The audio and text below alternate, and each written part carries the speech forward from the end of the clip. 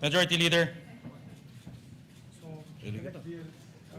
Majority Leader. Ikaw na. Sige, ikaw na.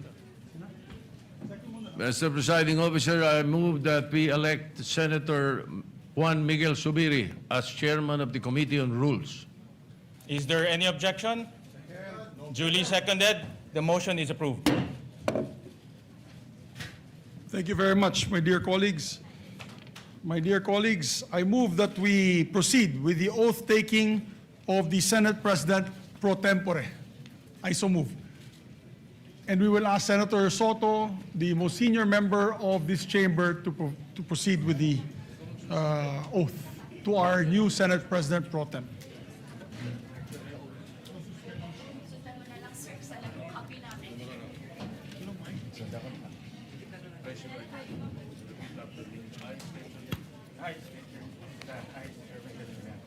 Having been elected to the position of Senate President pro tempore, do hereby solemnly swear that I will well and faithfully discharge to the best of my ability the duties of my present position and of all others I may hereafter hold under the Republic of the Philippines, that I will support and defend the Constitution of the Philippines, that I will obey the laws, legal orders, and decrees promulgated by the duly constituted authorities, and maintain true faith and allegiance to the Republic of the Philippines, and that I impose this obligation upon myself voluntarily without mental reservation or purpose of evasion. So help me God. Thank you, sir. Thank you. Congratulations, Thank Mr. you. Senate President pro tempore. Majority Leader. Mr. President, I move that we proceed with the election of the Senate Secretary. Is there any objection? Hearing none, motion's approved. Mr. President, I move to nominate and elect Secretary Ray Bantug Jr. to the position of Senate Secretary. There being no other nominations present. Is there any objection? Duly seconded. The motion is approved. Mr. President, I'd like to also move to proceed with the election of the Senate Sergeant at Arms. Is there any objection? Hearing none, motion is carried. Mr. President, I move to nominate and elect Police Major General Alfredo Soto Corpus to the position of Sergeant at Arms, there being no other nomination. I so Is move. there any objection? Hearing none, motion is carried. Mr. President, I move that we give their oaths of office together.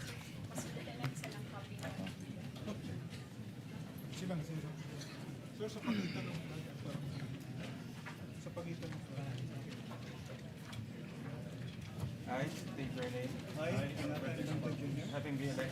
Having been elected to the position of do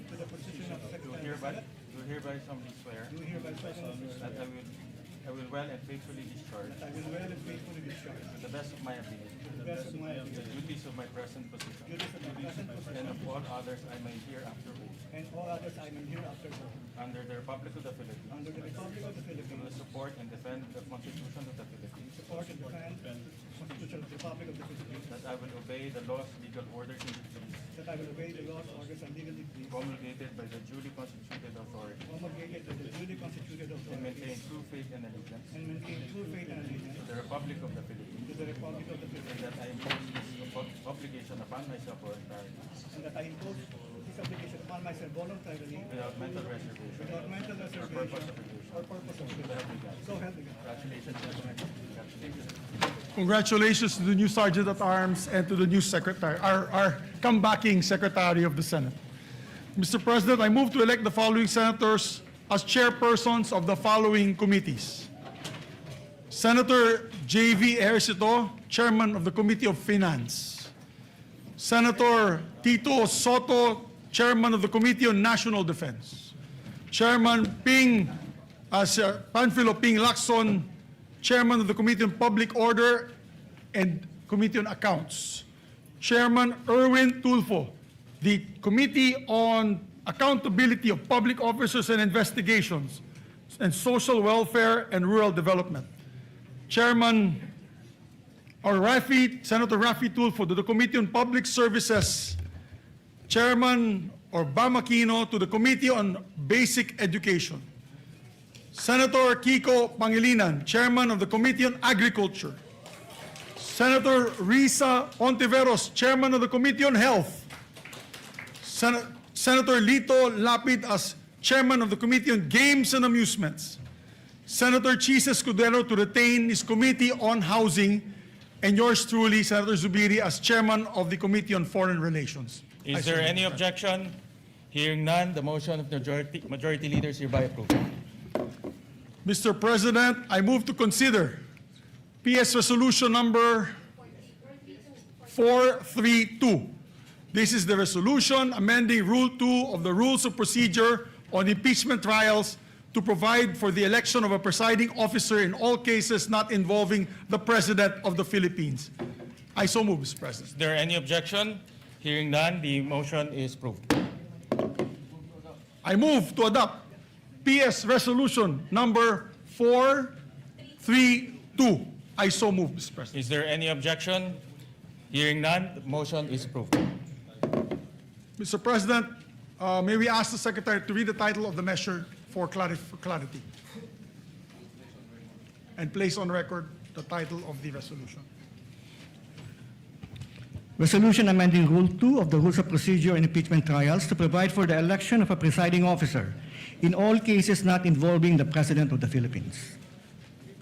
Thank you, Mr. President. Mr. President, I also move to consider proposed Senate Concurrent Resolution number 10. The Secretary is directed to read only the title of the resolution without prejudice of inserting the full text thereof. Concurrent resolution providing for the adjournment sine die of the first regular session of the 20th Congress of the Philippines not later than 12 o'clock midnight today, June 3, 2026. Mr. President, I move to adopt Senate Concurrent Resolution number 10. Is there any objection? Hearing none, motion is carried. Mr. President, in conformity with the Senate Concurrent Resolution that we have just adopted, I move that the Committee on the Senate provided therein be composed of Senators J.V. Ejercito, Francis Pangilinan, and Rafi Tulfo. I so move, Mr. President. Is there any objection? The chair hears none. The motion is approved. Senators J.V. Arcito, Francis Pangilinan, Rafi Tulfo, and shall compose the Committee of the Senate to inform the President of the Republic of the Philippines that the first regular session of the 20th Congress is ready to adjourn sine die.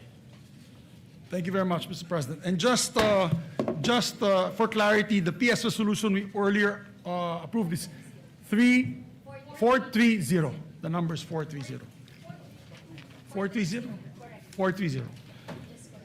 Mr. President, before we adjourn, the chair would like to state for the Mr. record President, why Majority we Leader, compelled before we today. adjourn, Yes. allow me to give a few remarks. Before we adjourn, ladies and gentlemen, the chair would like to state for the record that we are compelled to call the session to order today. After the Senate adjourned on May 26, 2026, session was scheduled to resume on Monday, June 1, 2026, and on Tuesday, June 2, 2026. But the former Senate President failed to appear in both instances. Further, Article 6, Section 16(5) of the Constitution provides that neither House shall, during sessions of Congress, adjourn for more than 3 days without the consent of the other House. The Senate has been adjourned and unable to resume session for the past 2 days, placing us on the brink of constitutional violation had we not convened today. Thus, in the absence of a duly consulted postponement and the continued absence of the former Senate President pro tempore, and members of the majority, we are compelled to call the session to order. The quorum of 12 is based on majority of 22 senators, over whom jurisdiction can be obtained by the Senate. This is in full accord with the ruling of the court in Avellino versus Cuenco, that an absolute majority of 12 out of the 23 members can constitute a constitutional majority of the Senate for quorum purposes, and with precedent, specifically the May 5, 2015 session, where the quorum was based on 17 available senators with 7 others beyond the Senate's coercive jurisdiction. Thank you. Thank you dear very colleagues. much for the clarity, Mr. President. Mr. President, let the record reflect that the chair, as Senate President pro tempore, shall serve as acting president pursuant to Rule 5. Yes. Presiding officer of the Senate pursuant to Rule 5, Section 4C and 5 of the Rules of the Senate. Yes. Pursuant to our rules, the wording is actually acting president, Mr. President, on our rules. Just for the record, Mr. President. Is there any objection? Hearing none, the motion is approved. Mr. President, I move that the President of the Republic of the Philippines and the House of Representatives be informed of the election of Senate President pro tempore and acting Senate President Sherwin Gatchalian. I so move, Mr. President. Is there any objection? Hearing none, the motion of the majority leader is hereby approved. Mr. President, I move that the first regular session of the 20th Congress of the Philippines on the part of the Senate be adjourned sine die. Is there any objection? The chair hears none. The motion is approved. The first regular session of the 20th Congress of the Philippines on the part of the Senate is adjourned sine die.